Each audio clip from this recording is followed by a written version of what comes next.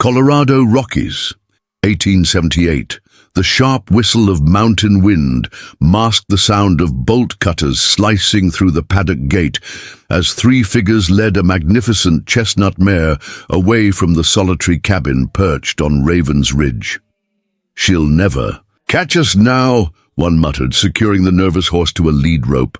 "Not with the pass snowed in." What the Keller brothers didn't realize, what would ultimately become their death sentence, was that the slender figure watching from the shadowed window wasn't merely another struggling widow trying to maintain her small homestead in this unforgiving mountain wilderness. For nearly 2 decades, Sophia Blackwood had been the most feared tracker in the Colorado Territories, known in hushed whispers as the Mountain Ghost.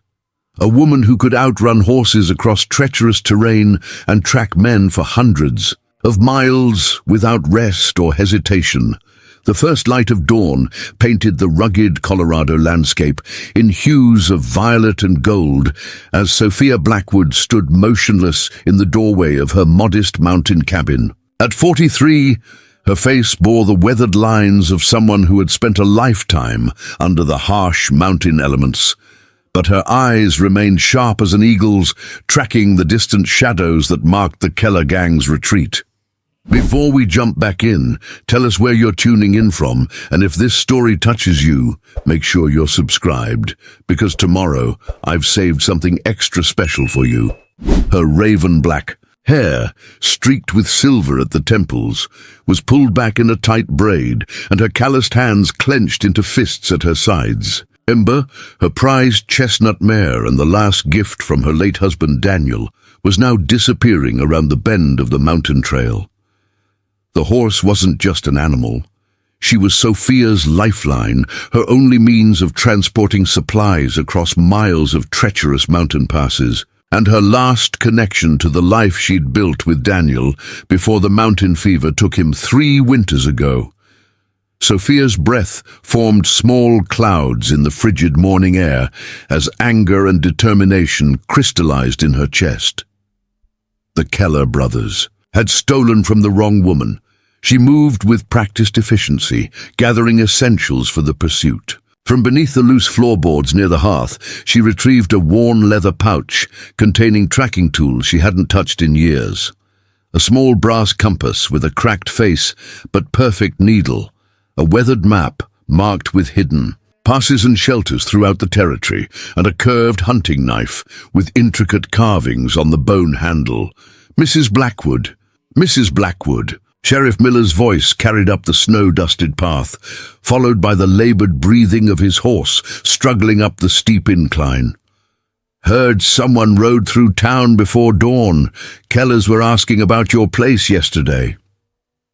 3 riders. "I took Ember," Sophia stated flatly, securing a small canteen to her belt as the aging lawman dismounted. His weathered face creased with concern as she emerged from her cabin. "Damn those Keller boys," Miller spat, watching as Sophia checked the soles of her unique footwear, specially designed moccasin-style boots with layers of treated deer hide and rabbit fur. "They've been hitting homesteads from here to the Dakota border, already killed 2 men at Summit Creek last month." He hesitated, studying her preparations with growing unease. "Mrs. Blackwood, I strongly advise against whatever you're thinking. These men are killers." A ghost of a smile touched Sophia's lips. "I appreciate your concern, Sheriff." Miller studied her carefully. They'd known each other for many years, since before she'd married Daniel and settled on Raven's Ridge. "Been a long time since anyone's whispered that name," he said quietly. "The Mountain Ghost. That life is behind me." Sophia secured her hunting knife to her thigh, concealed beneath her skirt. "But they didn't steal from the Mountain Ghost. They stole from Sophia Blackwood. That makes it personal." Miller shifted uncomfortably in the ankle-deep snow. "The Kellers have hideouts scattered across 3 territories, network of lookouts in every town. They've evaded every posse sent after them." "Posses make noise, Thomas," Sophia replied, pulling rawhide laces tight around her ankles. Follow predictable trails. I'm just one woman, and I haven't forgotten how to move silently. At least let me send telegrams to the other sheriffs. Organize a proper— No, Sophia cut him off firmly.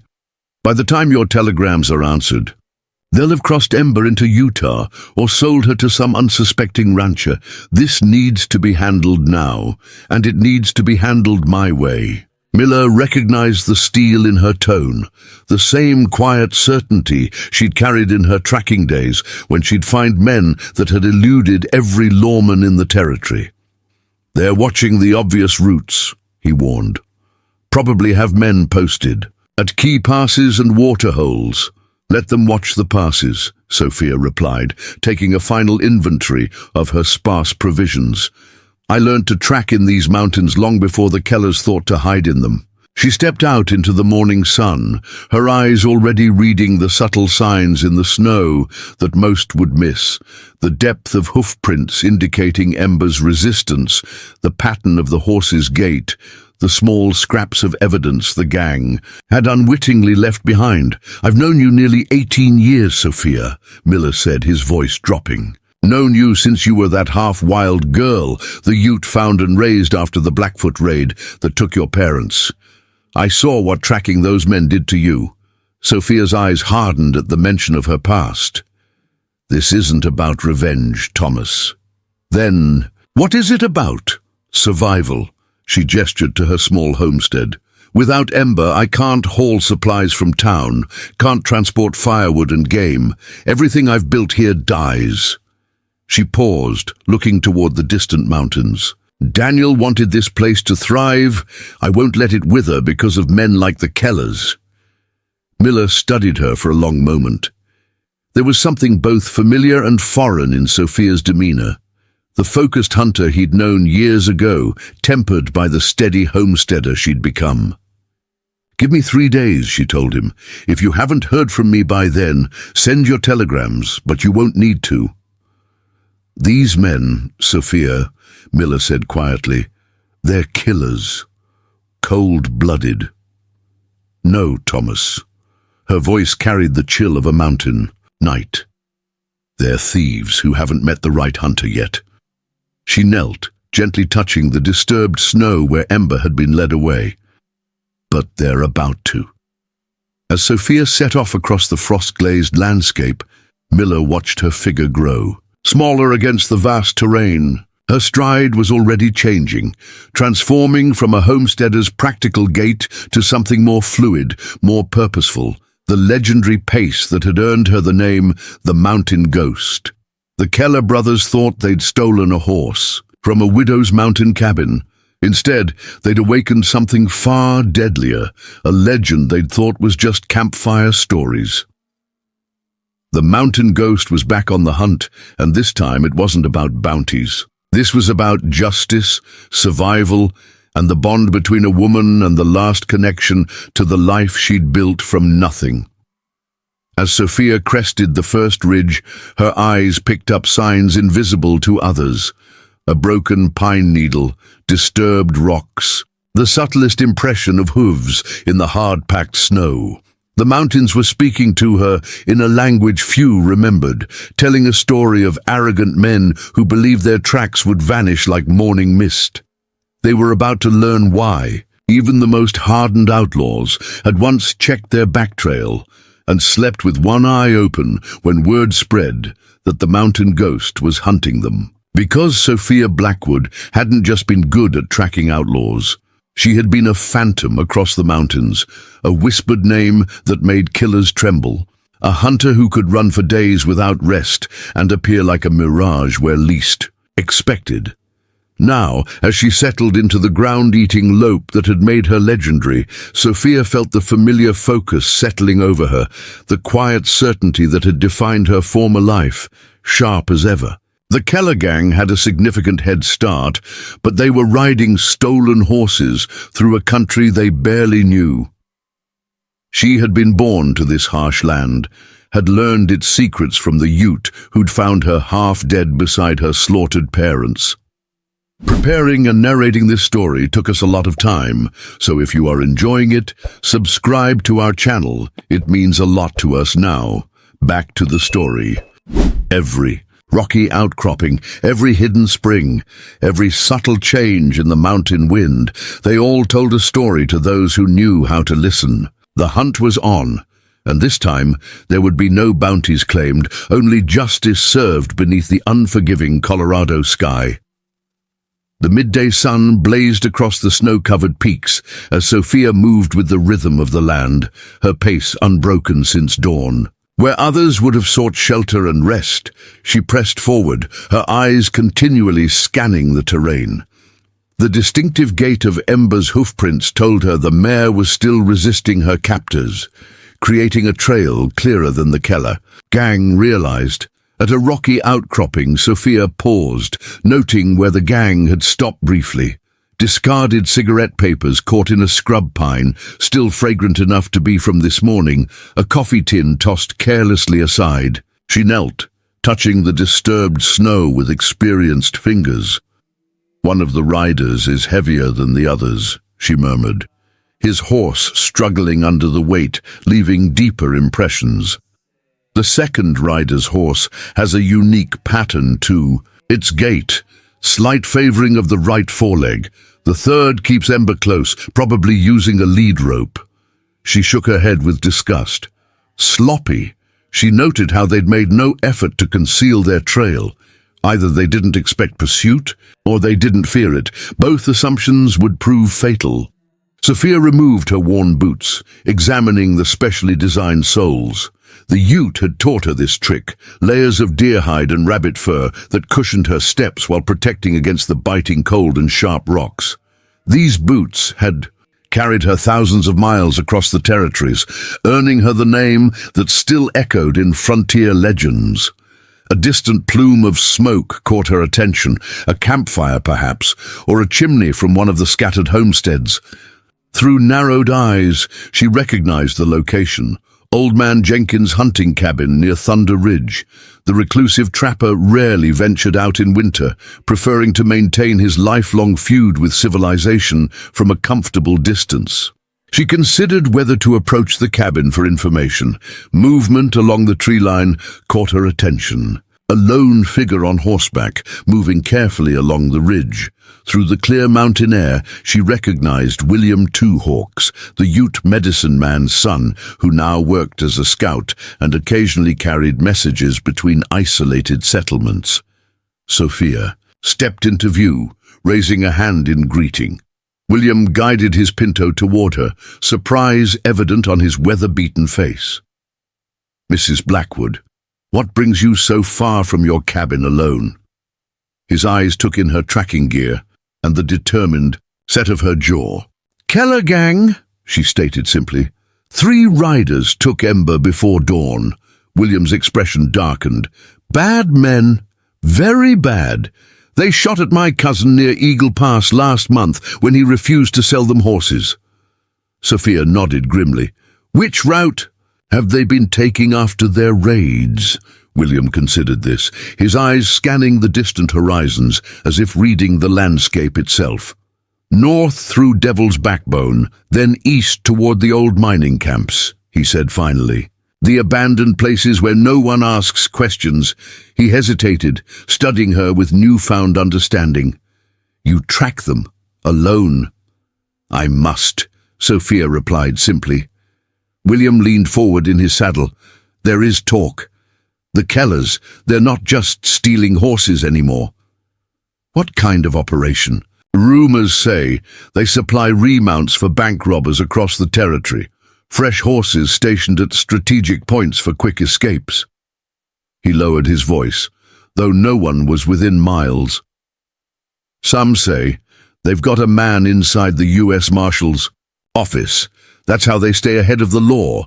Sophia absorbed this information, adding it to her mental map. "Has anyone in particular been asking questions about my homestead recently? About Ember?" William's eyes widened slightly. "Come to think of it, there was a man in Silverton last week, well-dressed for these parts, asked specific questions about prized horses in the area. He frowned. Mentioned your mare by name. Did he now? Sophia said, her voice cooling. Anything else I should know? William shifted uncomfortably on his mount. They weren't just asking about horses. Wanted to know about you specifically. If you lived alone, if you had family nearby or regular visitors. His eyes met hers. And one more thing, Mrs. Blackwood. The man had a distinctive scar across his face, from forehead to jaw. Reminded me of something I hadn't thought about in years. Sophia went still. What's that? Stories about the mountain ghost. How? She marked the leader of the Blackfoot raiding party that killed her family, cut him across the face before he escaped.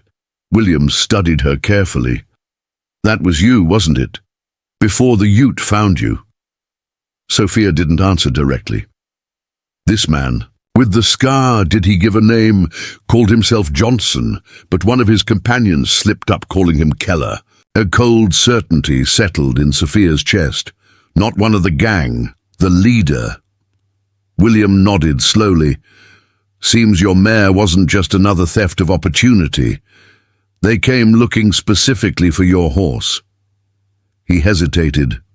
And maybe for you. Sophia processed this revelation, the pieces shifting in her mind. Thank you, William. I'd appreciate it if you'd keep our meeting between us. Of course. He gathered his reins. Be careful, Mrs. Blackwood. The mountain ghost was a legend, but legends don't stop bullets. As William's horse carried him toward his destination, Sophia altered her course slightly. If Jacob Keller himself had been asking questions, this wasn't just about stealing a valuable horse. The coincidence was too great. The leader of the gang, bearing the same distinctive scar she'd given a Blackfoot raider 15 years ago. Memory surfaced like a mountain avalanche. A young Sophia, barely 17, watching from a hidden space beneath the cabin floor as Blackfoot raiders slaughtered her homesteading parents, the moment she'd lunged out with her father's hunting knife, catching the leader across the face before being knocked. Unconscious, the days of delirium that followed, as she staggered through the wilderness until the Ute found her, more dead than alive. Sophia pushed the memories aside. Speculation wouldn't change her immediate goal, recovering Ember. But it added urgency to her pursuit. If Keller was indeed the Blackfoot raider she'd marked all those years ago, he wouldn't have forgotten either. The terrain gradually changed as Sophia moved north, snow-covered meadows giving way to the distinctive red rock formations of the region. Locals called Devil's Backbone, a treacherous ridge of wind-carved spires stretching 20 miles along a natural watershed. Few travelers attempted crossing it directly. Most circled around, adding days to their journey. Sophia went straight, in her practiced eye, finding natural pathways invisible to casual observation. The Ute had shown her these routes, ancient trails used by their people for generations. As she navigated a particularly narrow passage, fresh signs caught her attention. Cigarette ash, not yet scattered by wind, boot prints showing wear. Someone had dismounted, perhaps to rest horses or check their bearings. Hours old, not days. The gang was moving slower than she'd anticipated, likely believing themselves safe in this treacherous terrain. At a small, seep spring hidden among the rocks, Sophia found more telling evidence. Ember had pulled free briefly, her distinctive hoofprints showing a short burst of freedom before being recaptured. The ground told the story clearly. A struggle, a man thrown to the ground, angry bootprints circling in frustration. "Good girl," she whispered with fierce pride. Ember was making their journey difficult, just as she'd trained her to do with strangers. By late afternoon, Sophia reached a vantage point overlooking a vast expanse of the territory. In the distance, thin smoke rose from what appeared to be an abandoned mining claim, the Broken Promise Mine, closed after a deadly collapse 5 years earlier.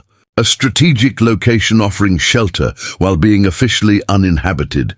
Through the clear mountain air, she could make out movement.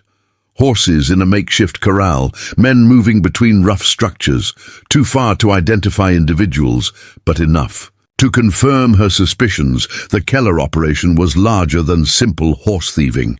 The number of animals in that corral suggested systematic acquisition and holding. As Sophia assessed her approach options, the sound of approaching hoofbeats made her melt into the shadows of a large boulder.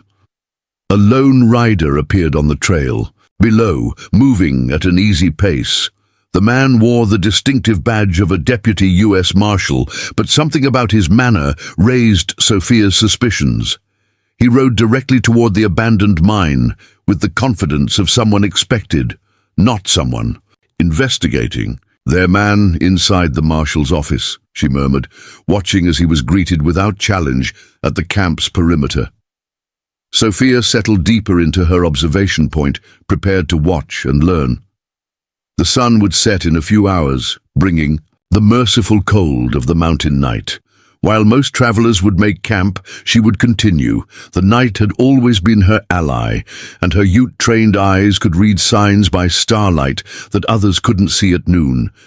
The Keller gang believed. The harsh terrain and their inside connections made them untouchable. They were about to learn that the mountains had a long memory, and the mountain ghost had an even longer one.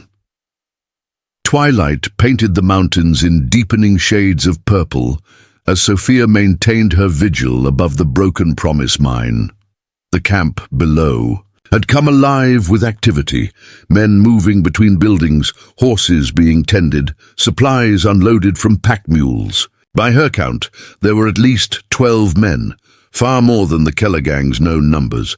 The corrupt deputy marshal had joined what appeared to be a strategy meeting in the largest structure, formerly the mine's office. Through her father's old brass spyglass, Sophia studied the gathering. 5 men clustered around a table spread with what looked like maps. At the center stood a tall figure whose bearing commanded attention, Jacob Keller himself. Even at this distance, the scar across his face was visible, a pale slash against sun-darkened skin. Sophia's hand unconsciously moved to the hunting knife at her thigh, the same blade that had marked him all those years ago, though neither had known then that fate would bring them full circle. As darkness fell completely, small fires sprang up around the camp. Sophia used the deepening shadows to shift position, working her way silently toward the abandoned structures on the mine's periphery. The skill with which she moved, each footfall precisely placed, her silhouette never breaking the skyline, reflected years of Ute training enhanced by natural talent. Near an outlying shed, Sophia paused, hearing voices. 2 men, their silhouettes backlit by a distant fire. 8 more horses coming tomorrow, one said, striking a match against his boot. Crawford's bringing them from the Preston auction. That banker fellow coming too? The second man asked. Yep. Bringing them papers for the mining claims. Once they're registered, we control the access to 3 valleys. Smart play. Can't mine silver without access. Keller's thinking bigger than horses now. This is about controlling the whole damn territory. The first man laughed low. U.S. Marshals. Office in his pocket, banks handling the money, and us running the operation on the ground. Next year we'll be legitimate businessmen. What about the widow's mare? Worth all this trouble? That mare? It's the bloodline Keller wants. Fastest. Horse in the territory, perfect for our remount stations. The man's voice dropped, but Sophia's keen hearing caught his words. Plus, it's a personal matter between Keller and her. The way I hear it, something from years back. Catherine waited until they moved on before slipping closer to the main structures. Ember would be in the corral with the other stolen horses, but approaching directly would be suicidal with so many men about. She needed to understand more about their operation first. Weaknesses, patterns, schedules. A flicker of movement near the main building caught her attention, a slender figure emerging from the shadows. Not one of the gang, but a woman in worn frontier dress. Sophia watched as she carried water buckets toward the bunkhouse, her movements suggesting reluctance or fear. Changing course, Sophia ghosted through the darkness, intercepting the woman behind a stack of mining equipment. She clamped one hand over the woman's mouth before she could cry out. "I mean no harm," Sophia whispered. "I'm looking for a stolen horse." The woman's terrified eyes gradually steadied as Sophia slowly removed her hand. "You're her," the woman whispered. "The one they're talking about, the tracker. Who are you?" "Hannah Morgan. They raided our supply store last month and killed my husband when he resisted." Her voice was hollow with grief. "Brought me here to cook and clean for their operation." "I'm sorry about your husband," Sophia said softly. "Are there others like you?" "Another woman from a raided homestead. They keep us separate, thinking we might plot something." Hannah glanced nervously toward the main building. "You shouldn't be here. Keller has men everywhere, and that marshal, Deputy Rawlins, he brings information, warns them about Lawman's movements. But he's not the only one. There's talk of a banker involved, someone with political connections." Sophia processed this information. "My mare, chestnut with a white blaze. Where are they keeping her?" "The special stock is in the separate corral, behind the assay office. Your Ember is there, but—" Hannah hesitated. "What? They can't handle her. Already thrown 2 men. Keller's furious, wants to break her personally." Pride mingled with concern in Sophia's chest. "When?" "Tomorrow. Some big meeting is happening. Territorial officials arriving with the banker." Hannah clutched Sophia's arm suddenly. "There's more. They've got a boy." Sophia went still. "A child?"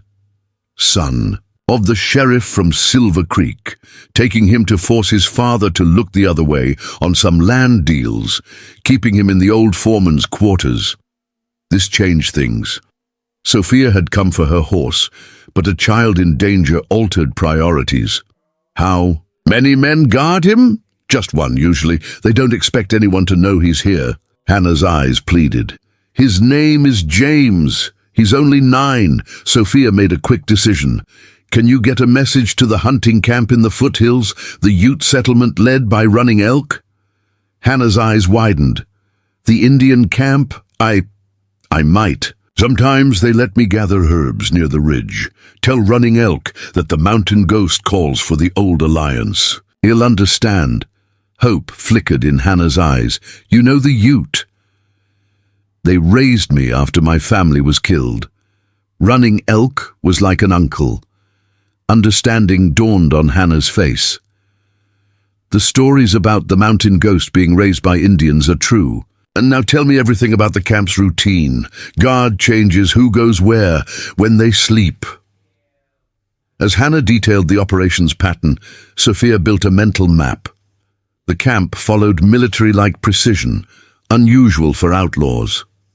Guards changed every 4 hours, the horses were checked at dawn and dusk, supply wagons arrived on specific days, the corrupt deputy marshal brought information weekly. "Tomorrow's meeting is important," Hannah finished. "Some mining commissioner, the banker from Denver, and that sheriff. Something about mining rights and land claims." "Where is it happening?" "Main building, midday." Hannah glanced toward the camp. "I should go. They'll miss me." Sophia nodded. "If you can reach Running Elk, do it. If not, stay safe. When this is over, I'll make sure you and the other woman are returned home." As Hannah hurried away, Sophia retreated to higher ground, processing what she'd learned. The Keller operation wasn't just about stolen horses. It was a sophisticated criminal enterprise with political connections aimed at controlling the region's resources. The stolen horses, including Ember, were just one piece of a larger scheme. More troubling was the kidnapped boy. Sophia couldn't leave a child in danger, even if it complicated her recovery of Ember. The Ute had taught her that protecting the innocent came before personal concerns. She made her way to a vantage point overlooking both corrals. In the smaller one, separated from the main herd, stood Ember, her proud silhouette unmistakable even in darkness. The mare paced restlessly, refusing to settle like the other horses. "Soon," she whispered, though the wind carried her words. "Away!" Sophia settled into a protected hollow among the rocks, preparing for a few hours of rest before the pre-dawn hours when the camp would be at its most vulnerable. Tomorrow would require all her skills, not just tracking and moving unseen, but strategy and timing. The Keller gang had created something more dangerous than a simple outlaw operation. They were building a power structure that could corrupt the entire territory, using violence and political manipulation to control land, mining rights, and transportation. As she closed her eyes for a brief rest, Sophia's mind worked through possibilities and contingencies. Getting to Ember would be challenging enough. Adding a child's rescue complicated matters exponentially. But the presence of important visitors tomorrow offered opportunities as well as obstacles. Sometimes the most effective strategy wasn't the direct approach. The Ute had taught her that too. The false dawn cast ghostly light across the mountain landscape as Sophia moved through the shadows surrounding the Broken Promise mine. She'd rested just enough to restore her energy while remaining alert, a skill honed during years of tracking dangerous men across unforgiving terrain. Now she circled the outskirts of the camp, studying guard positions and movement patterns. 2 men guarded the main entrance, slumped and drowsy after the long night watch. A third patrolled the perimeter with a lantern, his circuit predictable to the minute. The separate corral where Ember was kept had its own guard, a young man who repeatedly checked his pocket watch, eager for his replacement. Most revealing was the position of a sharpshooter on the roof of the old assay office, a Springfield rifle across his lap as he surveyed the approaches. Keller was expecting trouble, though perhaps not from a single woman who could move like mountain mist. Sophia paused at a ridge overlooking the eastern approach to the mine. If Hannah had managed to get word to Running Elk, there might be a signal. Before full sunrise, the Ute never attacked directly. Their way was subtlety and distraction, creating opportunities rather than confrontations. A faint flicker of light caught her attention, 3 quick flashes from a distant hill. Pause, then 2 more. The old sign, one she hadn't seen in years. Running Elk had received the message and acknowledged the alliance. Sophia felt momentary relief, knowing she wasn't entirely alone. She continued her circuit, eventually finding the foreman's quarters, where the boy was supposedly held. Through a grimy window, she could make out a small figure curled on a cot, a man dozing in a chair nearby. James, the sheriff's son, appeared unharmed, but clearly frightened even in sleep. As she watched, the camp began stirring with early morning activity.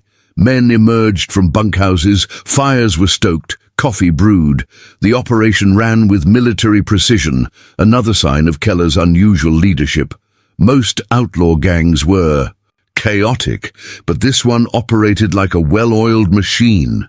Sophia retreated to higher ground as full daylight approached, unwilling to risk detection.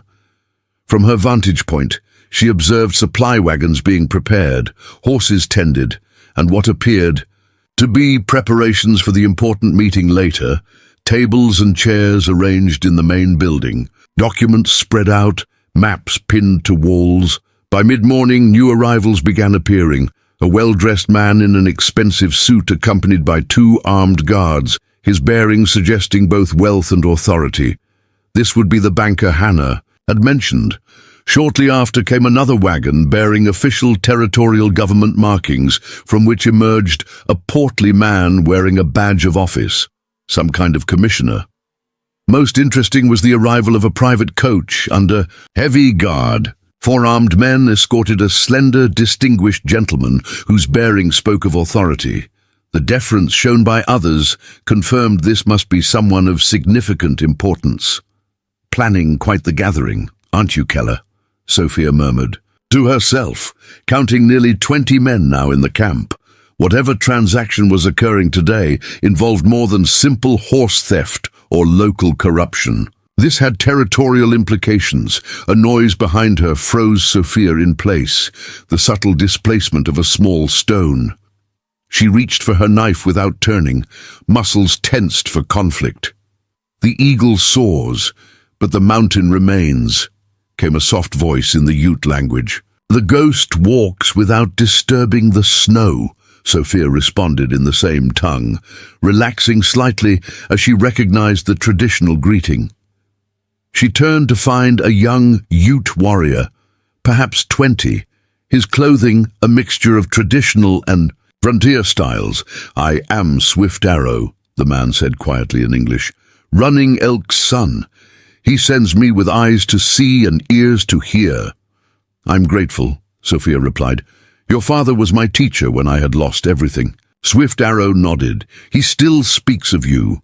Still the mountain ghost, the pale girl who ran like wind and moved like shadow." His eyes held respect beyond his years.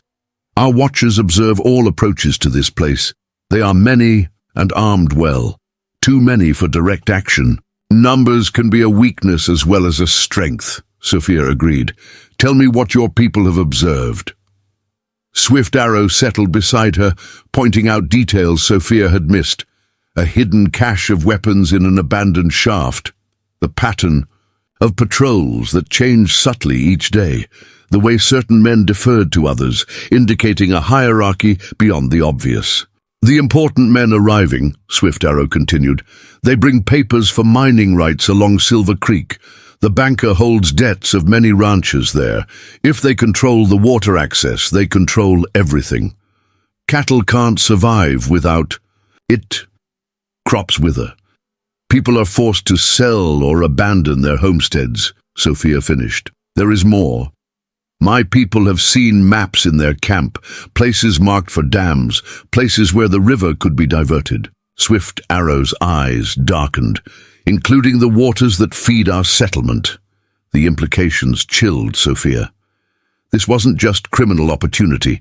It was systematic displacement of both settlers and native peoples. Control of water in the Colorado Territory meant control of life itself. "What of the boy?" Sophia asked. "One guard only, changed at midday. The child is bait to control his father, who stands against their water plans." Swift Arrow's expression grew troubled. "They will not keep him alive once the papers are signed." Sophia absorbed this information, "And my mare? The chestnut one fights them still. The scarred man, Keller, comes himself to break its spirit this morning. He brings a special whip." Anger flared in Sophia's chest, but she suppressed it. Emotion clouded judgment, another lesson from her Ute mentors. "What does Running Elk suggest?" she asked, knowing the old man's tactical wisdom was legendary among his people. Swift Arrow smiled slightly. "He says the ghost should not fight 20 men. Instead, let 20 men fight each other." Sophia understood immediately. Create conflict within the ranks.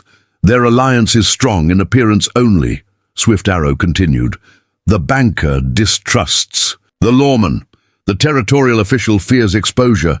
The scarred one trusts no one." Swift Arrow reached into a small pouch at his waist. "Running Elk sends these." He handed Sophia several small items, a pouch of dried herbs, a tiny stoppered clay bottle, and what appeared to be a specially carved wooden whistle. The herbs create smoke that causes confusion when thrown on fire. The liquid induces sleep. When mixed with food or drink, the whistle. Swift Arrow demonstrated by blowing through it, producing no sound audible to human ears.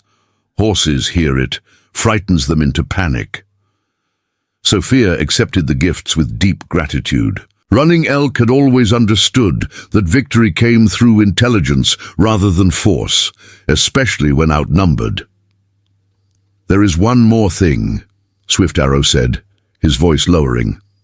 "Our hunters found 2 men dead at Whispering Falls yesterday. Lawmen from the territorial capital. Their documents were taken. Keller covering his tracks," Sophia mused, "or eliminating potential opposition before this meeting." Swift Arrow nodded grimly. Some of our young men wish to attack directly. Running Elk prevents this, saying it would bring soldiers against our people, but he offers distraction when you need it. Sophia studied the camp below, her mind working through possibilities. The meeting begins at midday, when the sun stands tallest. Tell Running Elk I will act as the shadows lengthen when attention focuses on their papers and agreements. Sophia pointed to a distant rock formation, shaped like a broken fist. If your people could create a disturbance there, perhaps fire or smoke, it would draw attention and concern. Swift Arrow nodded. It will be done. And then I make use of their distraction. Sophia's eyes tracked to where Ember still resisted Keller's attempts to subdue her, the mare rearing and pulling away, evading the whip with intelligence that made her proud despite the dangerous situation. They believe their strength lies in numbers and weapons, Sophia said quietly. They forget that knowledge is the deadlier weapon. Swift Arrow rose to leave. Running Elk said you would understand. He paused. Also to remind you, the ghost does not fight the wind, she becomes it. As the young Ute warrior slipped away, Sophia returned her attention to the camp. The meeting preparations continued below, oblivious to her presence or the plans forming in her mind. Keller had finally given up his attempts with Ember for now, stalking away in visible frustration while the mare paced her enclosure. By sundown, Sophia promised herself both Ember and the boy would be free, and the carefully constructed criminal enterprise below would be facing justice it never expected, in the form of a legend they dismissed as mere frontier mythology. The sun climbed toward its zenith as activity intensified around the Broken Promise mine. Sophia observed from her concealed position as more dignitaries arrived. Men in expensive suits escorted by hired guns, territorial officials with document cases, even a judge whose reputation for corrupt rulings was well known throughout Colorado. This gathering went far beyond a simple criminal meeting.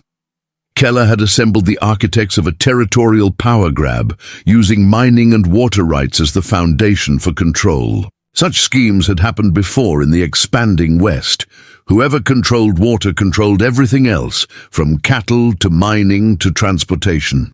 Sophia's attention shifted to a new arrival, a military wagon under escort by 4 uniformed cavalry troopers. From it emerged a stern-faced officer whose insignia marked him as a colonel. His presence suggested army involvement, or at least the appearance of it, lending legitimacy to whatever transactions would occur. "Quite the coalition you've built, Keller," Sophia murmured, noting how each group maintained subtle distance from the others. Hired guns separate from territorial officials, bankers avoiding direct interaction with known outlaws, military keeping formal distance from all parties, united in purpose but divided by station and reputation. Such divisions could be exploited. As the meeting hour approached, Sophia made her way carefully around the perimeter of the camp, using natural cover and moving only when guards' attention was directed elsewhere. Her immediate goal was to reach the small stream that supplied the camp, which ran behind the kitchen tent where Hannah worked. If the Ute sleeping herbs were to be effective, they needed to enter the food or water supply before the midday meal. As she approached, Sophia spotted Hannah alone at the stream, filling water buckets. The opportunity was perfect, almost too perfect. Sophia hesitated, scanning for any sign of observation or trap. Seeing none, she slipped silently down to the water's edge. "Hannah," she whispered. The woman started, nearly dropping her bucket. "Saints preserve us. How did you—" She lowered her voice. "They're all here, important men from across the territory, signing papers that will ruin hundreds of settlers." "I need your help," Sophia said, revealing the small clay bottle. "This needs to go into the coffee for the meeting. It won't harm anyone, just induce drowsiness and confusion. Can you do it?" Hannah's eyes widened, then hardened with determination. "After what they did to my Edward? Gladly." She took the bottle, concealing it in her apron pocket. "The boy is still in the foreman's quarters. They've been keeping him drowsy. easier to control that way. This complicated matters. A drugged child would be harder to move quickly. Is he able to walk? Barely. They give him less during the day so he can eat. Hannah glanced nervously toward the kitchen tent. They'll be expecting me back. The meeting starts at noon, with a meal served after the main agreements are signed. Perfect timing, Sophia said. When do they check on Ember? The scarred one. Keller. He's obsessed with breaking that horse, goes himself every few hours, plans to try again after the meeting and says he needs the mare compliant before they move her to their main operation near the Utah border. Sophia processed this information. When the confusion starts, get to the boy if you can. There's an old mining trail behind the North Ridge. Head there. Ute allies will find you. Hannah nodded, then hesitated. There's something else you should know. The banker, Harrison, has papers showing foreclosure on your homestead. They're claiming legal ownership of everything you have, including Ember. Cold anger flared in Sophia's chest. On what grounds? Some debt your husband supposedly took before he died. The documents looked legitimate, territorial seal and everything. Forgeries, Sophia said flatly. Daniel left no debts. This is Keller creating a legal cover for theft. Hannah looked over her shoulder anxiously. I should go. They'll be suspicious. She started to rise, then added, one more thing. They've posted extra guards for the meeting. Some of Keller's best men are positioned as lookouts on the surrounding ridges. This was concerning news. Sophia had counted on most attention being focused on the meeting itself. How many? Where? 3 that I know of. North Ridge, East Approach, and overlooking the main trail.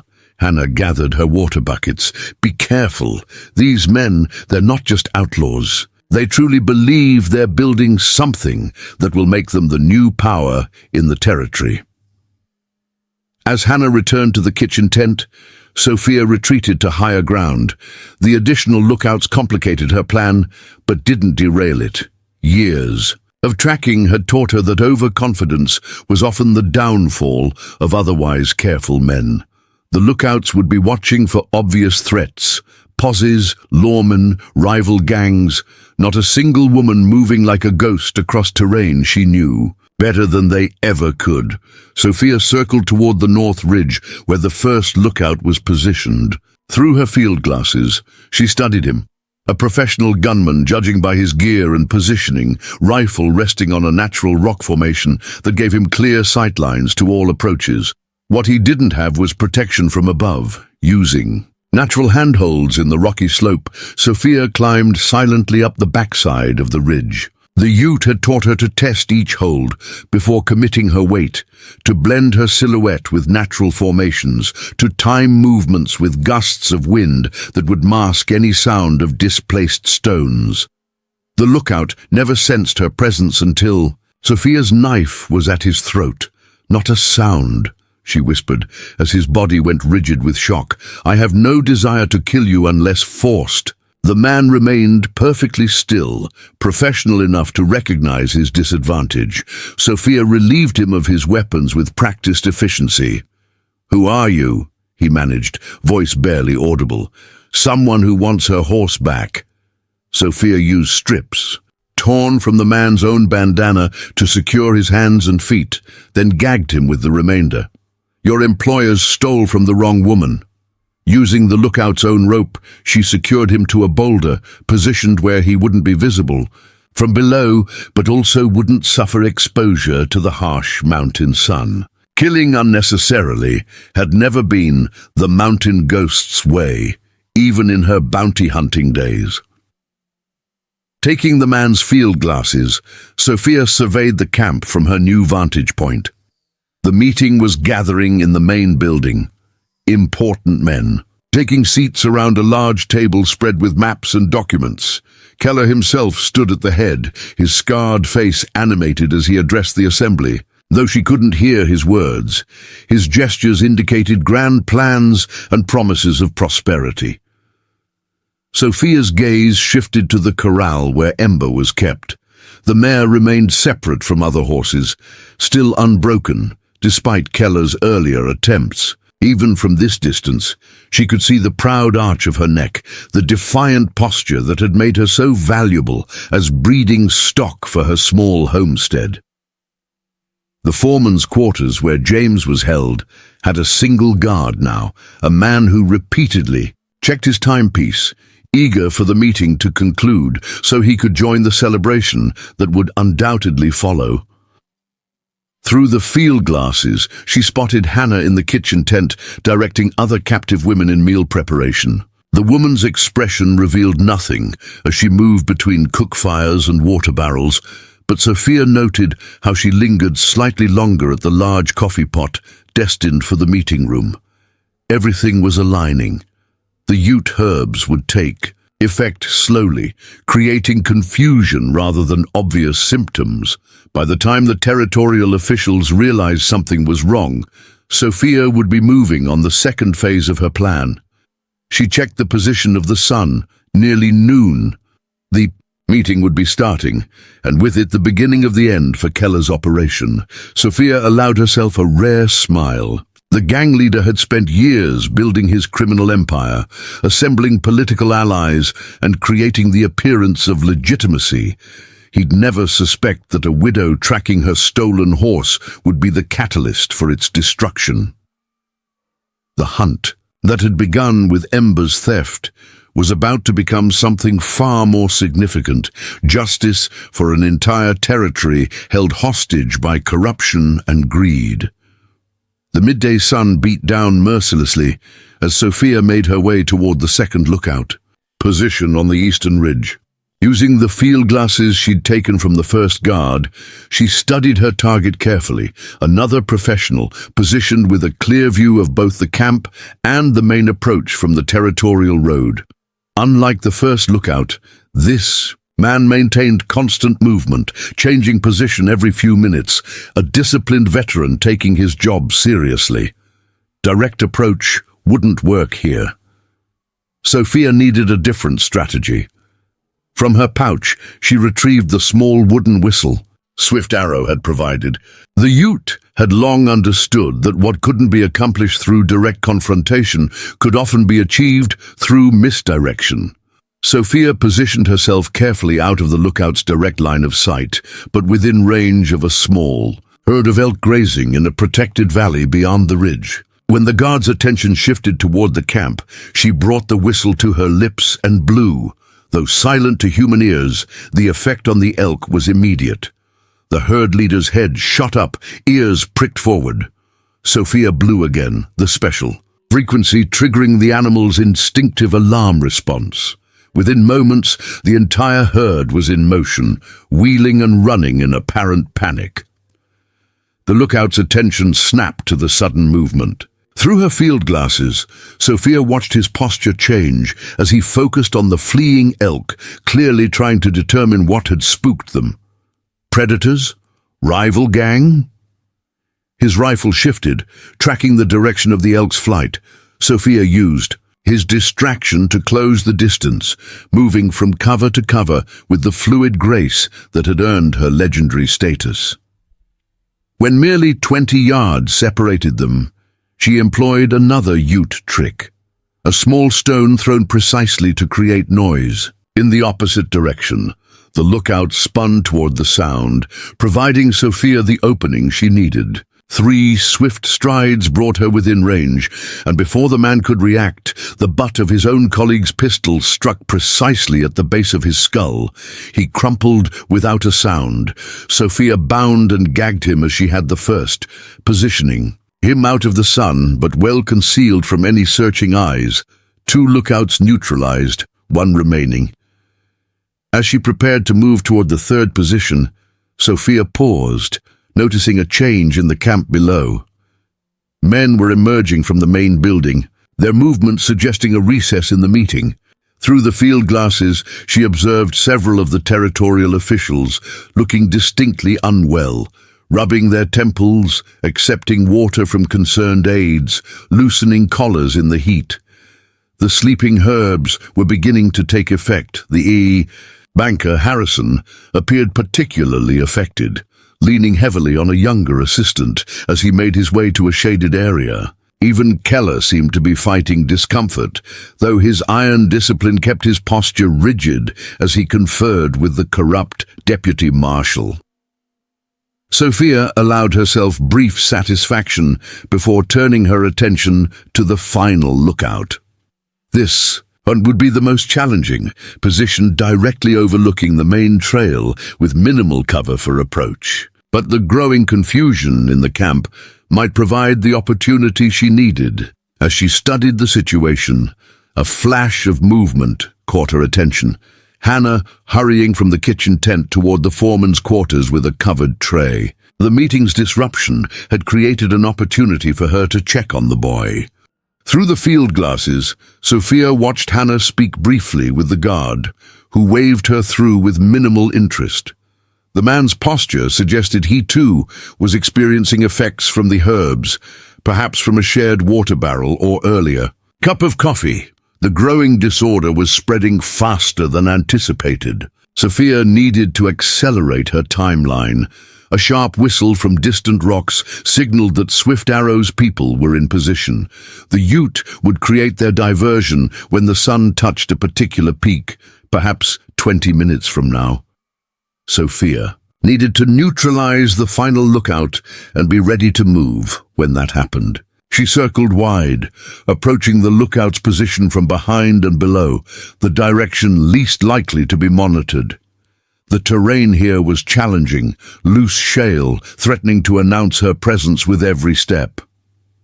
Sophia moved with exaggerated care, testing each placement before committing her weight. When she was within 30 yards, disaster nearly struck. A startled mountain hare burst from cover, freezing both Sophia and the lookout in momentary tableau. The man's rifle swung toward the disturbance, then tracked further as instinct warned him the rabbit itself wasn't the threat. Sophia remained absolutely motionless, her dun-colored clothing blending with the rocky terrain.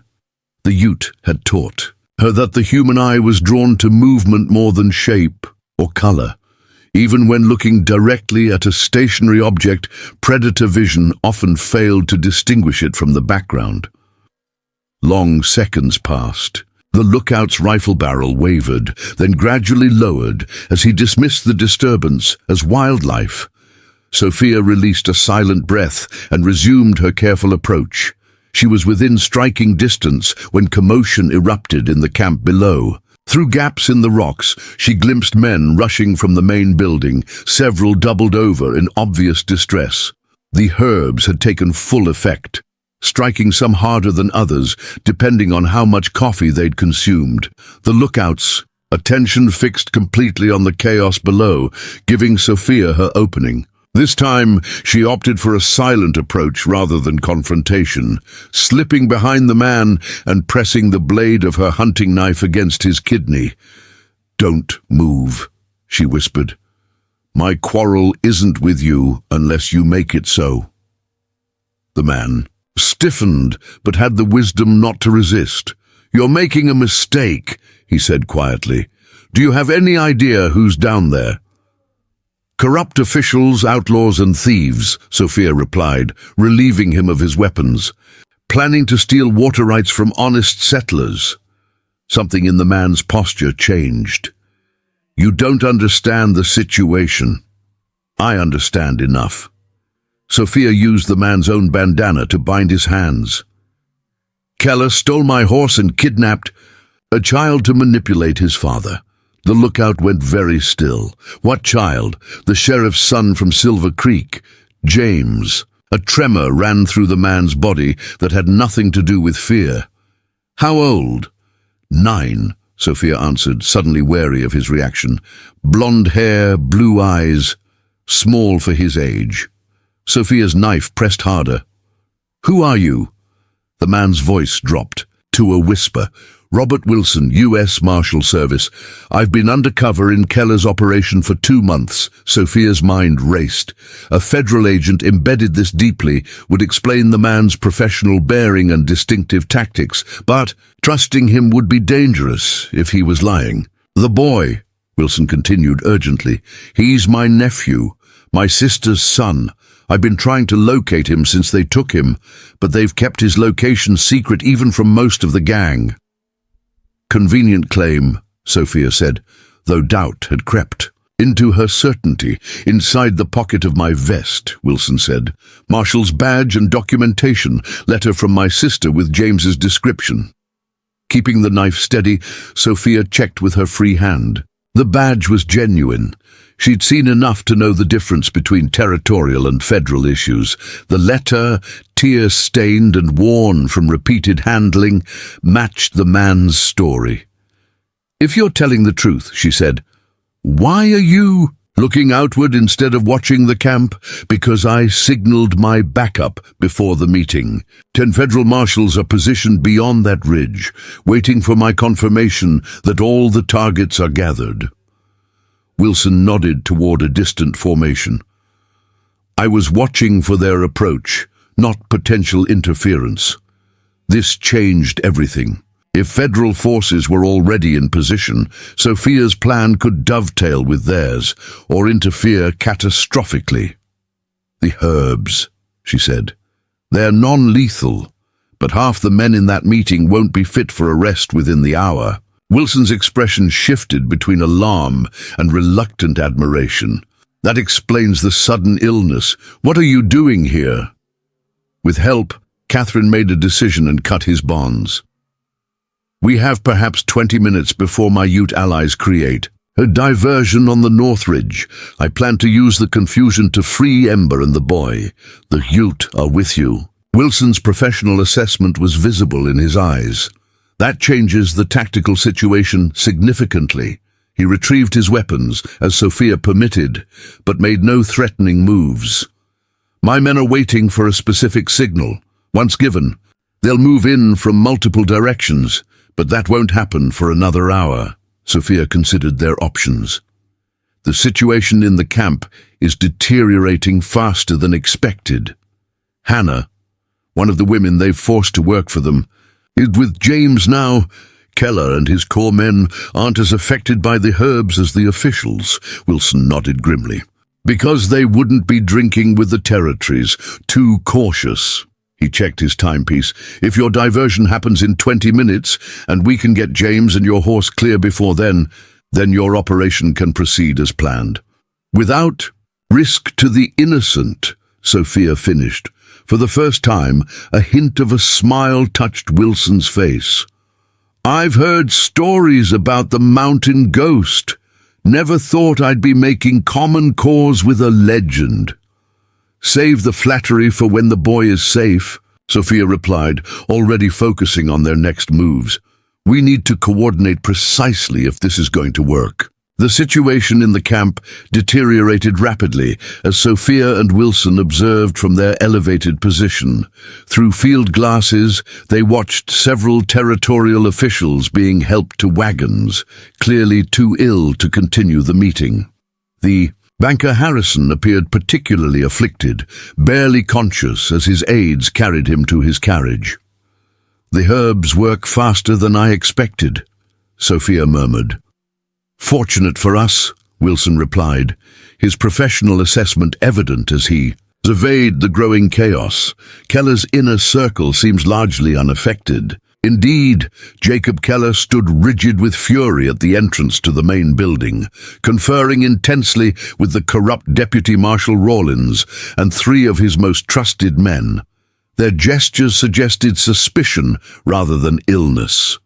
"They're not drinking the coffee," Sophia observed. "They suspect something."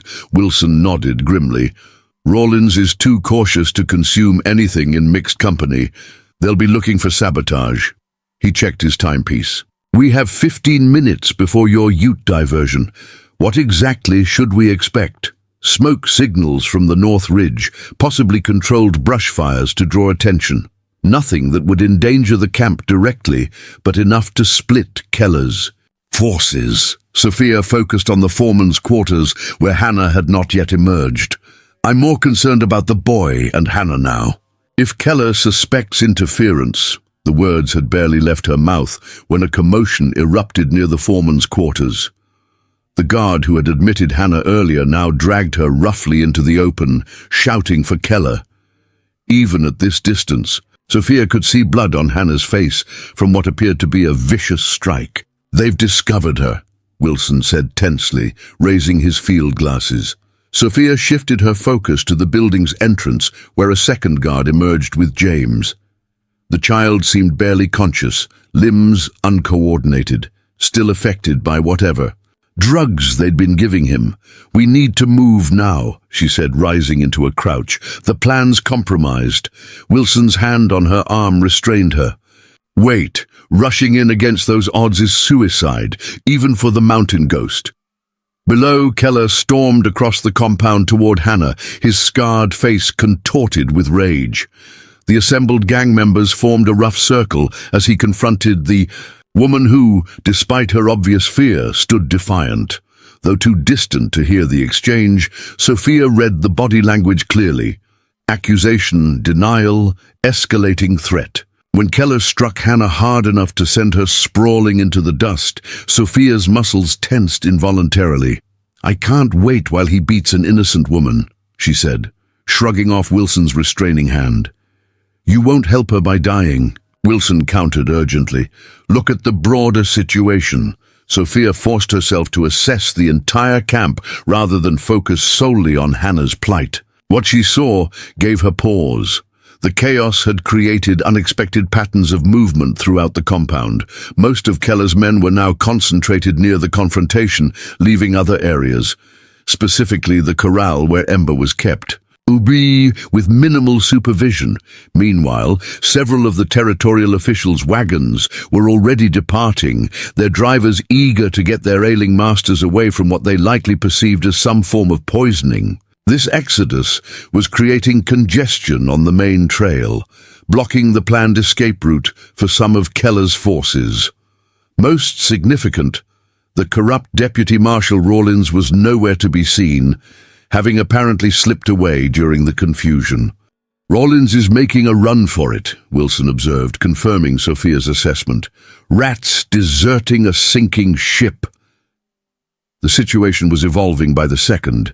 Hannah was now being restrained by two gang members, while Keller questioned her with increasing brutality. James had been handed off to a single guard who seemed uncertain where to take him in the midst of the chaos. "There," Sophia pointed, seeing their opportunity. "The guard with James is isolated, moving toward the storage shed, and only one man is watching Ember now." Wilson nodded, his tactical assessment aligning with hers. "We can time this with your Ute diversion, but we need to move into position now." They descended swiftly from the ridge, using natural cover and the distraction of the central confrontation to approach the camp's perimeter undetected. Crouching behind abandoned mining equipment, they were close enough now to hear Keller's interrogation of Hannah. "Who helped you, woman?" he demanded, voice tight with controlled fury. "No settler's wife could have acquired such potent herbs. Was it the widow? Is she here?" Hannah's laugh was defiant, despite her bloodied face. "You're a fool, Jacob Keller. You steal from a legend and expect no consequences." The scarred leader struck her again. "The mountain ghost is a campfire story. To frighten children, nothing more." "Then why do you look over your shoulder when the wind changes?" Hannah taunted. "Why post triple lookouts if you fear no pursuit?" Sophia signaled to Wilson, pointing toward the storage shed where the guard had taken James. "The boy first," she whispered. "Then I'll get Ember." Wilson shook his head. "Together for both. I'll not leave you without backup in this viper's nest."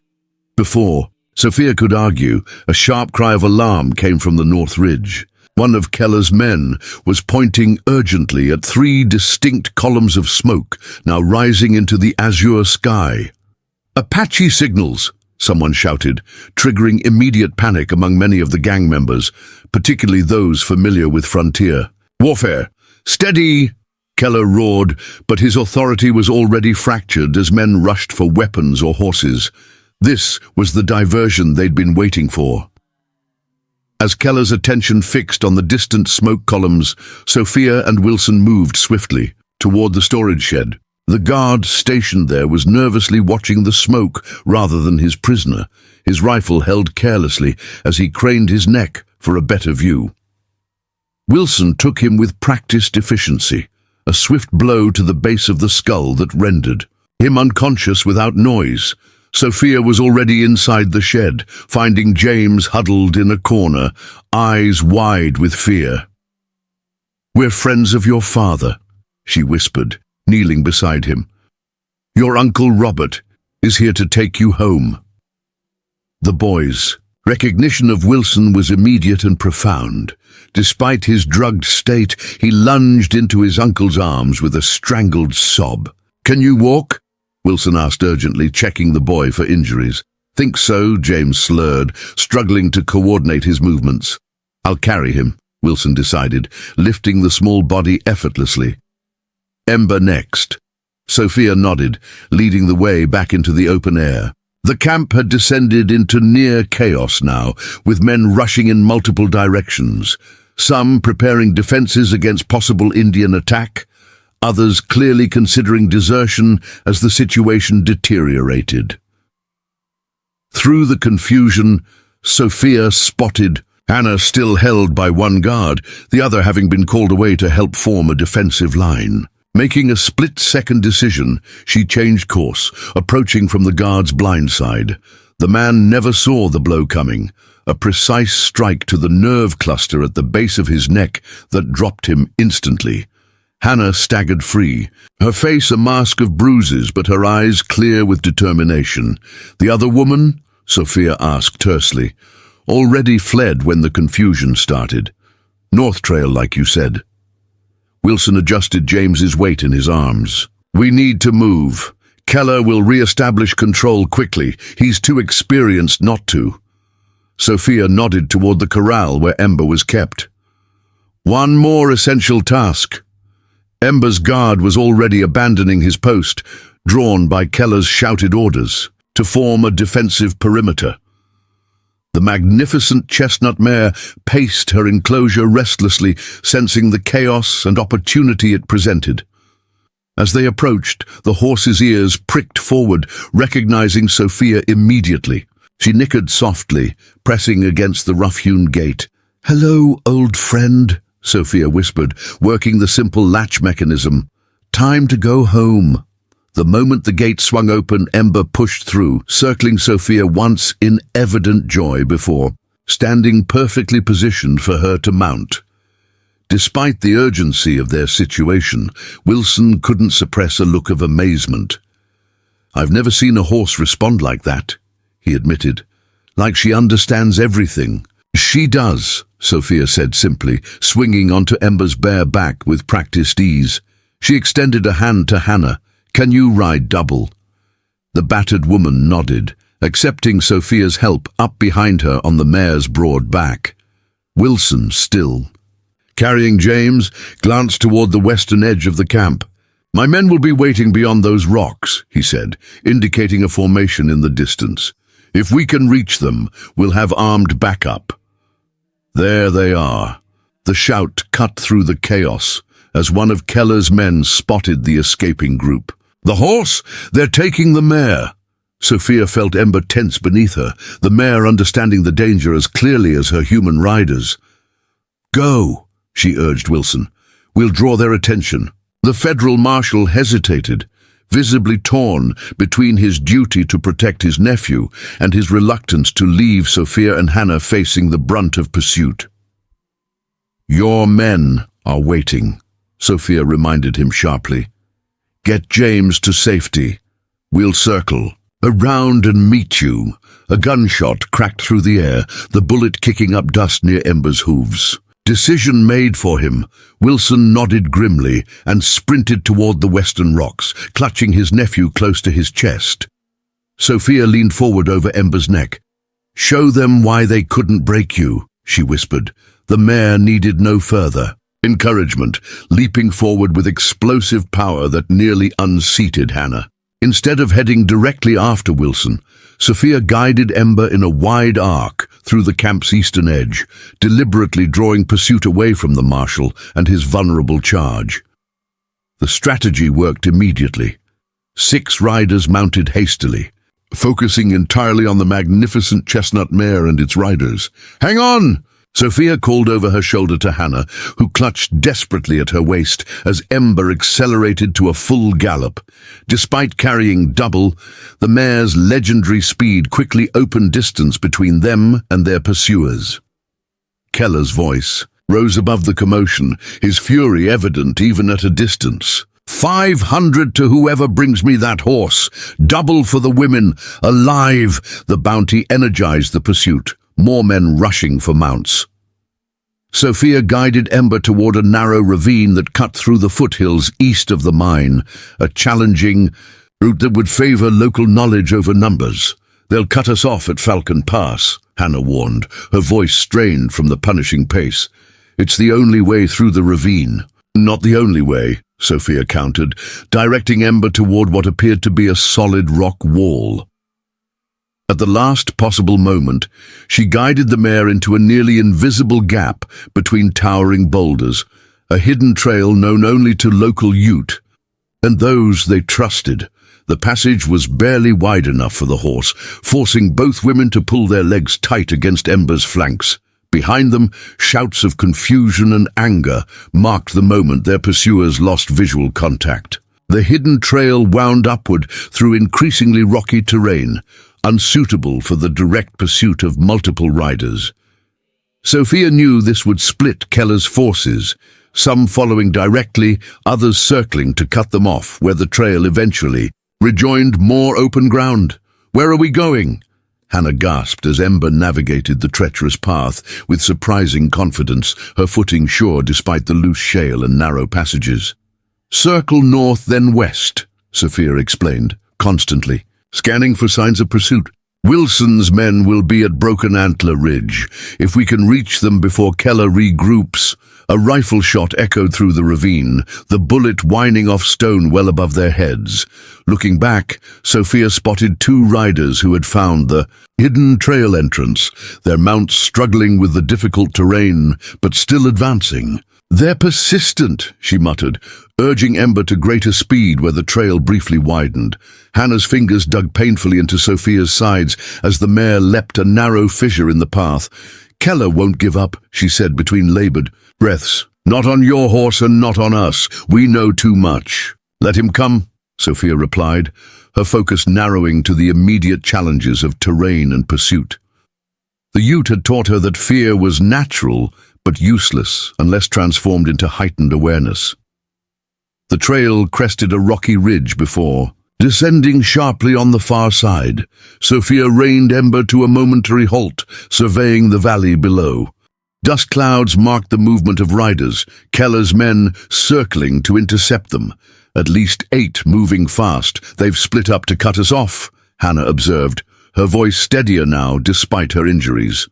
Sophia nodded, making quick calculations. The direct route to Broken Antler Ridge was clearly watched. They needed an alternative. As if responding to her thoughts, a distant whistle carried on the wind, 3 short notes followed by 1 long. The Ute signal for danger ahead. "Warning. Our friends to change course. Your people are still watching," Hannah said with wonder.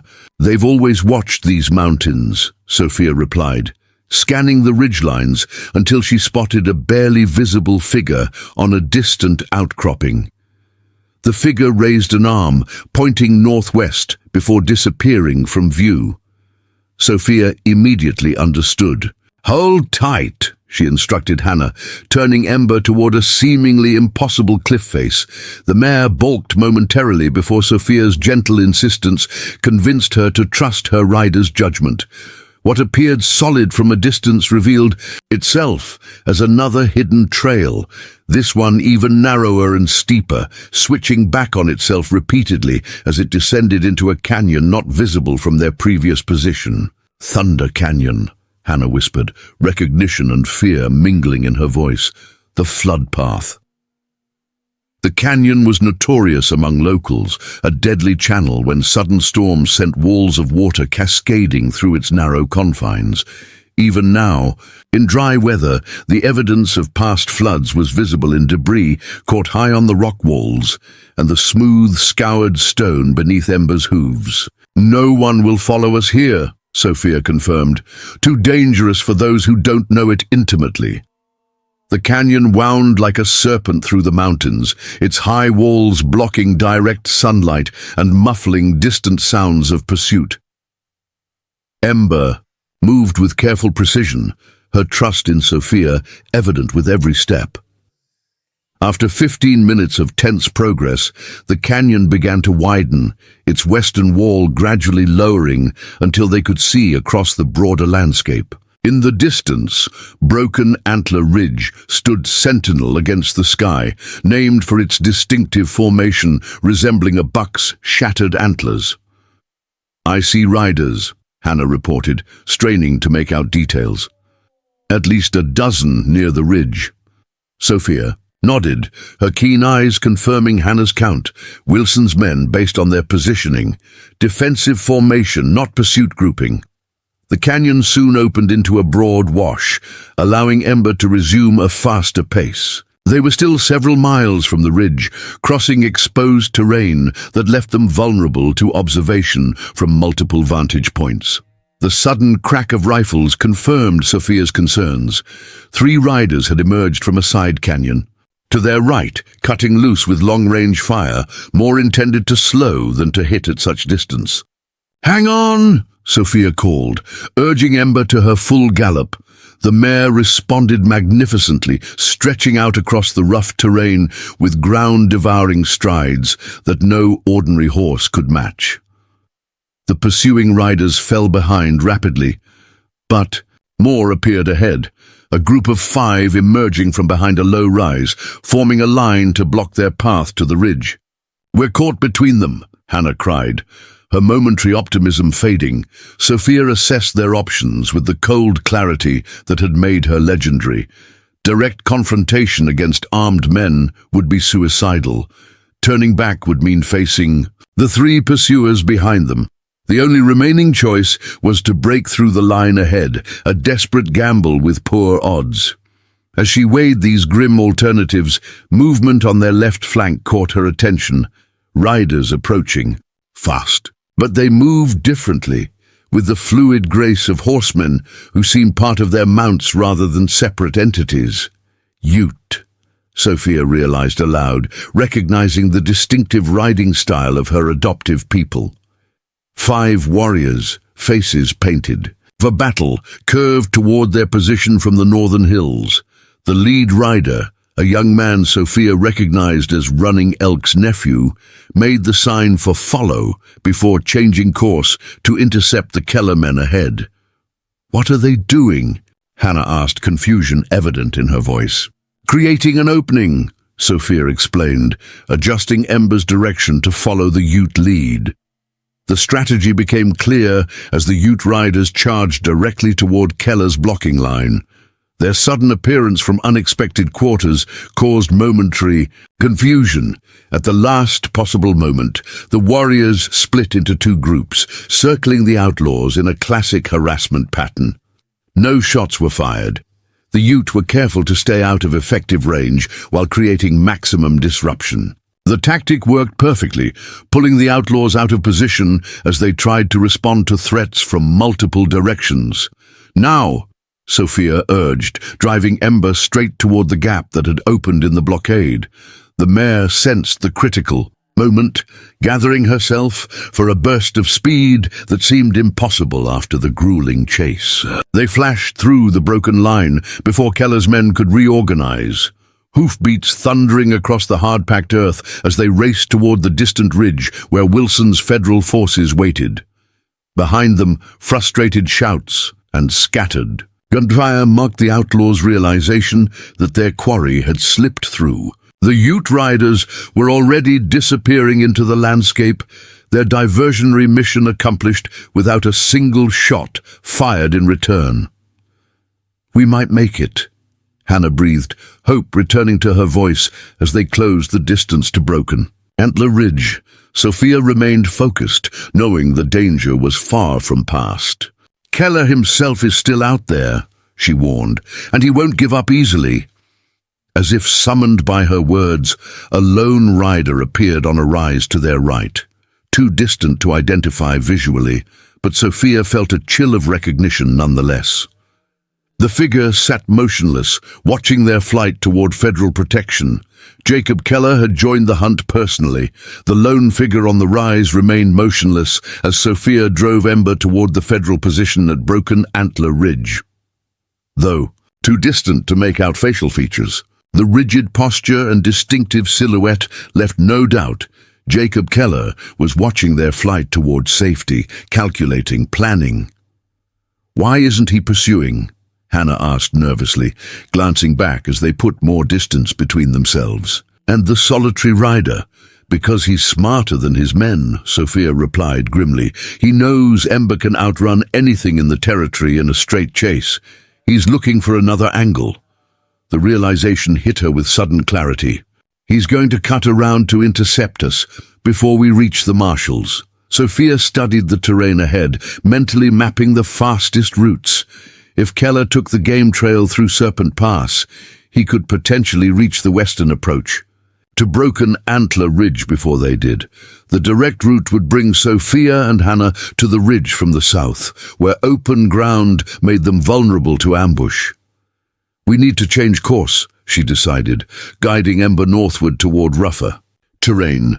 "Take the high approach instead." Hannah tightened her grip as the mare responded to Sophia's guidance, shifting direction to tackle a steeper, rockier ascent. "Won't that slow us down?" "Yes, but it'll force Keller to choose. Either follow us into territory where Ember has the advantage, or stick to his original plan and risk missing us entirely." The strategy required perfect timing. Too slow and Keller could adjust his course to intercept them along the new route. Too fast, and they might run headlong into any outlaws still positioned between them and the federal forces. Ember attacked the slope with determined strength, her powerful hindquarters driving upward despite the fatigue of carrying double for miles across challenging terrain. Sophia felt a moment of fierce pride in the mare's heart and intelligence. No ordinary horse would have endured what she had since her theft, still performing with such extraordinary capability. When they crested the slope, Sophia reined Ember to a brief halt, surveying the landscape from this elevated position. She could see Wilson's men at Broken Antler Ridge, their defensive formation visible even at this distance. More importantly, she spotted movement to the west. Keller had indeed taken Serpent Pass, riding hard to position himself before they could reach safety. "He's alone," Sophia observed, her eyes narrowing. "Where are the rest of his men?" Hannah scanned the terrain. "There, to the east, at least 5 riders circling to cut us off from behind. And 3 more approaching from the south," Sophia added, pointing to dust clouds visible against the lowering afternoon sun. "They're trying to form a net." The moment of observation had cost precious seconds. Sophia urged Ember forward again, angling northeastward along the ridgeline. This route would add distance but offered better visibility and fewer places for ambush. "The marshals have spotted us," Hannah reported, seeing movement among the federal group ahead. Indeed, several riders had broken from the main formation, moving to provide cover for their approach. Wilson was likely among them, having delivered James to safety and now returning to assist their escape. Ember's pace remained strong despite her exertion, the mare somehow sensing the importance of reaching those distant figures. The ridge narrowed as they progressed, eventually becoming a natural bridge of stone connecting 2 higher formations. This passage offered the advantage of protection from gunfire on either side, but created a potential bottleneck if blocked. Sophia's instincts prickled as they approached the narrowest section. Something felt wrong. The positioning of Keller's scattered forces, the absence of pursuit directly behind them. The outlaw leader was too experienced to waste manpower on obviously failed approaches. She reined Ember to a sudden stop just short of the stone bridge, scanning the terrain with heightened awareness. Nothing moved, nothing seemed out of place, yet her intuition screamed warning. Then she saw it, the faintest glint of sunlight on metal from a crevice near the far end of the bridge. Someone lay hidden there, waiting. "Ambush," she whispered, immediately backing Ember away from the exposed position. "How did he get ahead of us?" Hannah asked, her voice taut with renewed fear. "He didn't. It's not Keller." Sophia studied the position, noting the perfect field of fire it offered. One of his best men stationed there earlier as fallback protection. For their meeting, we just happened to choose the same escape route. This complicated matters significantly. The hidden gunman could hold the position indefinitely, effectively blocking their most direct path to safety. Attempting to cross the stone bridge would make them perfect targets. "Could we go around?" Hannah suggested, looking for alternative routes.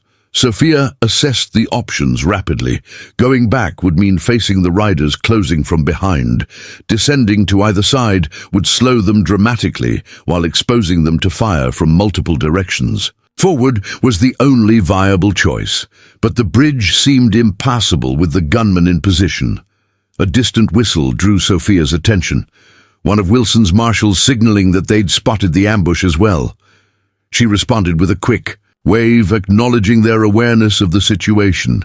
As if triggered by this exchange, a rifle shot cracked from the hidden position, the bullet whining harmlessly overhead. A warning rather than a serious attempt to hit them at this range. "He's getting nervous," Sophia observed. "Wants us to retreat toward the others."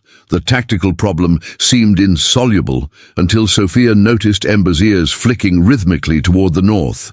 Following her focus, she spotted movement among the rocks above and beyond the bridge. Subtle shifts that most would miss entirely. Ute warriors moving into position with their characteristic stealth. Understanding bloomed in Sophia's mind. Running Elk's people weren't just providing diversions, they were actively clearing their escape route. The hidden gunman was about to receive an unwelcome surprise.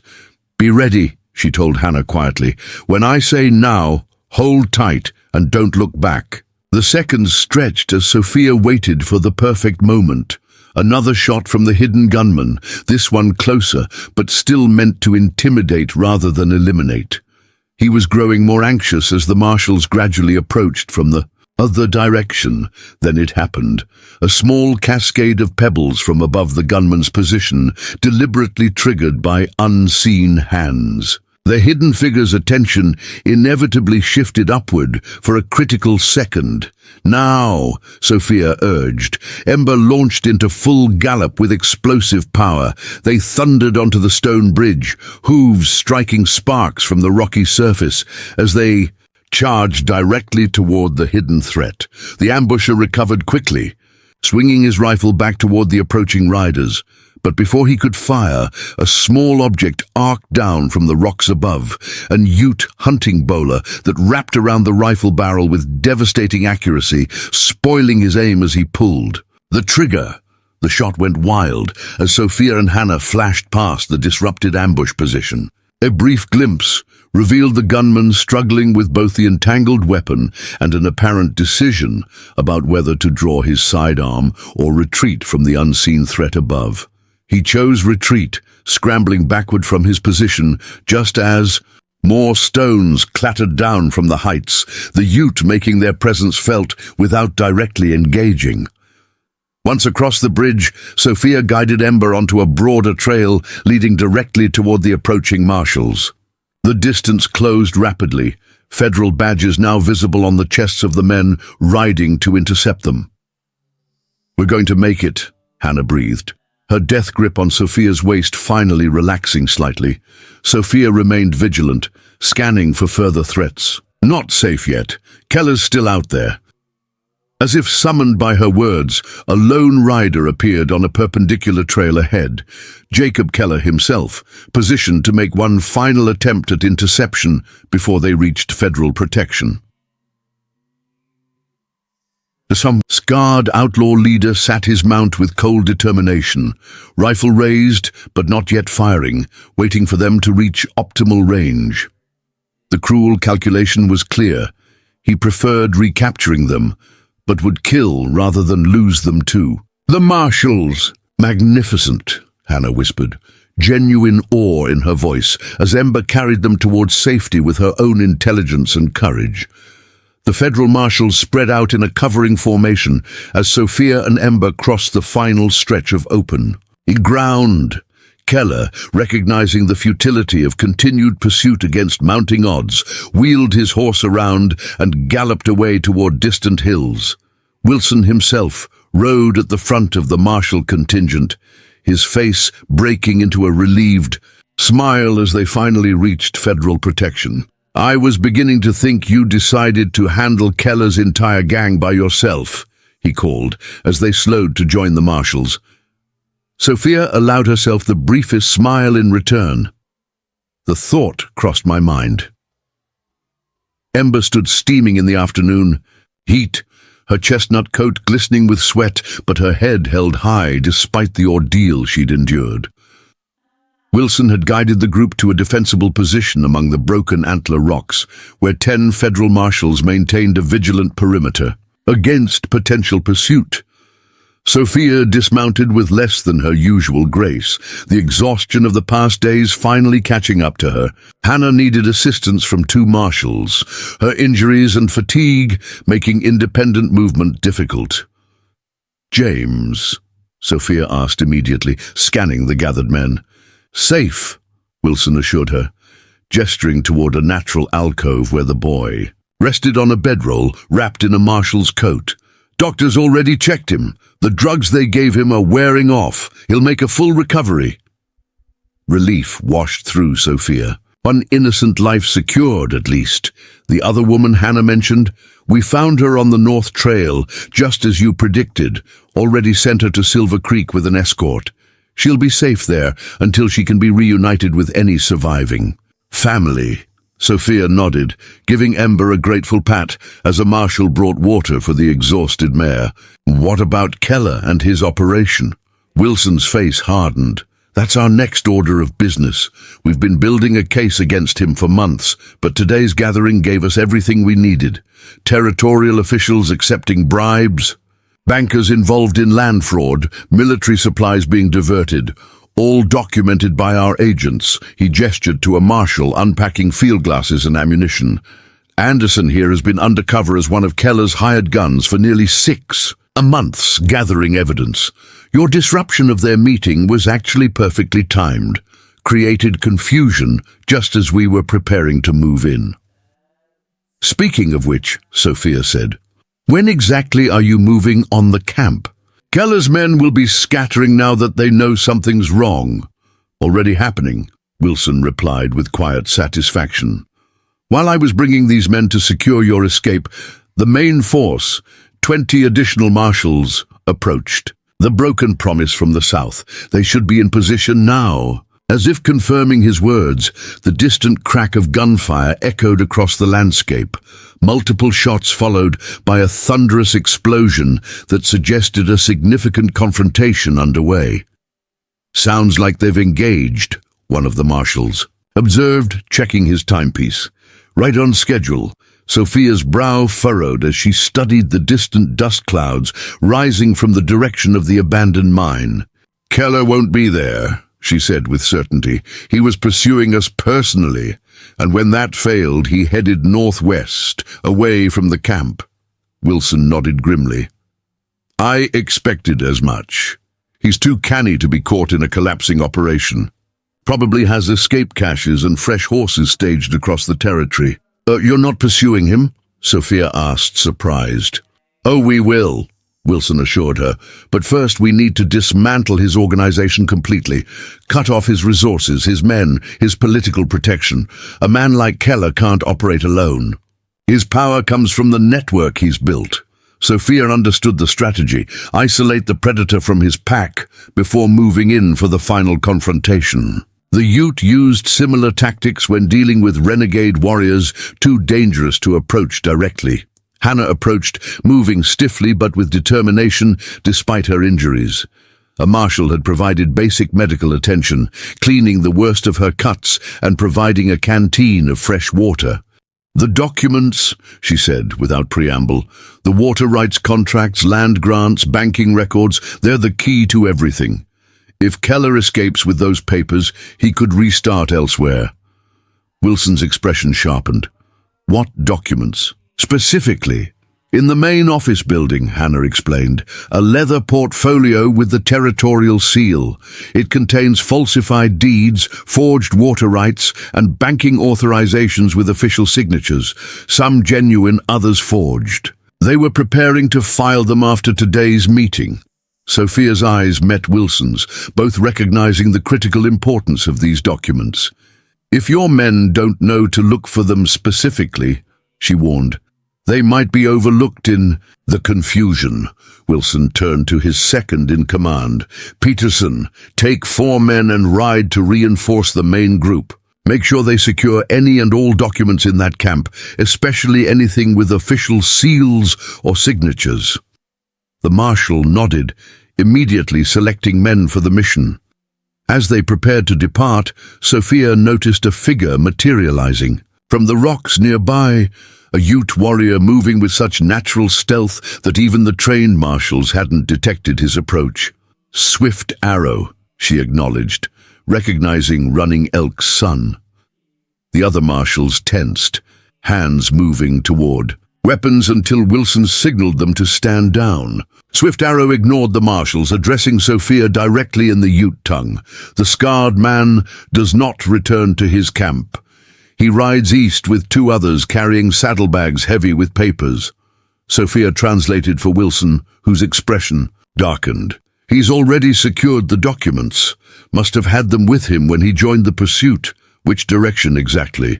Sophia asked Swift Arrow in Ute. "The eastern trail toward Eagle Mountain," came the reply, "but they will circle north when they believe it is safe. 3 caches of fresh horses have been prepared along that route." When Sophia relayed this information, Wilson immediately began reorganizing his forces. "Peterson, change of plans. Take 6 men and cut across to intercept at Widow's Pass. It's the only viable route north from Eagle Mountain. The rest of us will pursue directly to keep pressure on them." Peterson and his selected men departed immediately, riding hard to reach the pass before Keller could arrive. Wilson turned to Sophia, his expression serious. "You've done more than enough. You and Ember should rest here while we handle the pursuit." Sophia shook her head. "Keller came to my homestead specifically. He knows who I am from our past encounter, and he took Ember deliberately. This isn't finished for me until he's brought to justice." Wilson studied her for a long moment, professional assessment mixing with growing respect. "The territory's stories about the mountain ghost didn't do you justice," he finally said. "But Ember's exhausted from carrying double through that chase. Even a horse of her quality has limits." "I'll go alone," Sophia decided, checking her knife and the pistol Wilson had provided earlier. On foot, several of the marshals exchanged skeptical glances, but Swift Arrow nodded with understanding. "The ghost walks faster than horses through the rocks," he said in Ute. "I will guide her on paths the white men cannot follow." Sophia turned to Hannah. "Stay with James and the marshals. You'll be safe here." Hannah surprised her by stepping forward and grasping her hands. "My Edward would still be alive if the law had stopped Keller sooner. Bring him to justice, Mountain." "Ghost." Wilson clearly wanted to object, but recognized the determination in Sophia's expression. "At least take this," he said, offering a Winchester repeating rifle. "Swift Arrow can lead you to intercept, but you shouldn't face Keller unarmed." Sophia accepted the weapon, checking its action with practiced ease. "We'll drive him toward your men at Widow's Pass. He won't escape justice this time." Swift Arrow had already melted back into the rocks, preparing for their departure. Sophia knelt briefly beside Ember, resting her forehead against the mare's sweat-dampened neck. "Rest, old friend," she murmured. "You've earned it." The mare nudged her gently, intelligent eyes seeming to understand the unfinished business that drew her away. One of the younger marshals had already begun tending to her, removing trail dust with careful hands and providing fresh water. Wilson organized the remaining marshals, preparing to pursue Keller along the main trails, while Sophia and Swift Arrow took the hidden Ute routes. As they mounted up, he called to Sophia one last time. "The stories say the mountain ghost could outrun mounted men across the harshest terrain," he said, half questioning, half confirming. Sophia's smile was brief but genuine. "Guess we'll find out if the stories are true." As the marshals rode east, in disciplined formation, Sophia turned to follow Swift Arrow into the maze of rocks and hidden trails that would become their hunting ground. The Ute moved at a pace that would have exhausted ordinary travelers, but Sophia matched him stride for stride, her specially designed moccasin boots finding purchase on surfaces that seemed impossible to navigate. The hunt that had begun with Ember's theft was approaching its conclusion. This time, the predator had become the prey. The mountains had taught Sophia patience, endurance, and the cold certainty of justice. Jacob Keller was about to learn why even the most hardened outlaws had once spoken her name with fear. The mountain. Ghost was more than a legend.